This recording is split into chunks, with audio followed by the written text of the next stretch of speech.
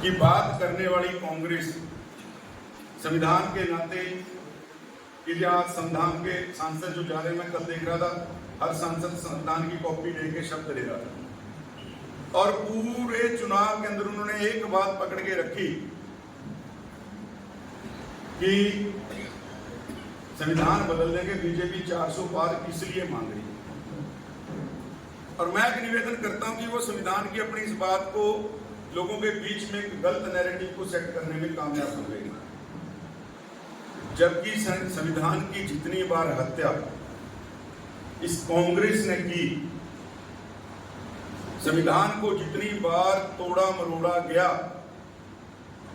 इस कांग्रेस के कार्यकाल में कोई कल्पना भी नहीं कर सकता। आज उसी काले दौर की चर्चा करने के लिए हम यहां एकत्र आए। 25 जून 1975 से लेकर 21 मार्च 1977 तक लगभग 1.25 साल का देश के अंदर का कार्यकाल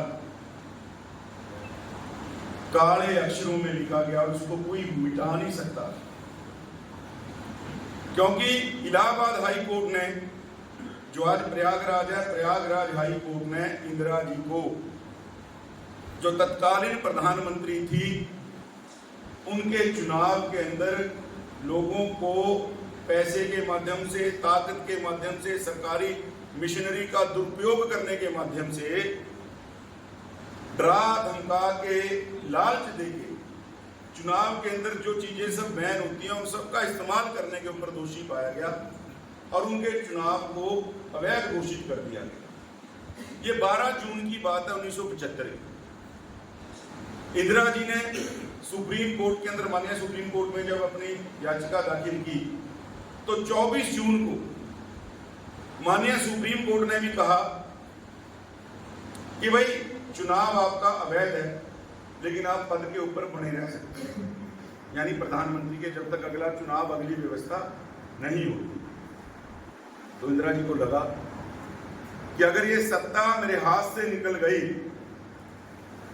और तब तानाशाही का ऐसा दौर शुरू हुआ। 25 जून की रात को फखरुद्दीन अली अहमद जी, जो हमारे महामहिम राष्ट्रपति होते थे, उनसे जबरन इमरजेंसी घोषित करवाई गई और बिना मंत्री परिषद को, मंत्रिमंडल को बताए बिना, ये तो सुबह जाके 26 जून को मंत्री परिषद को बताया गया कि विदेश के अंदर आपातकाल लागू हो गया है।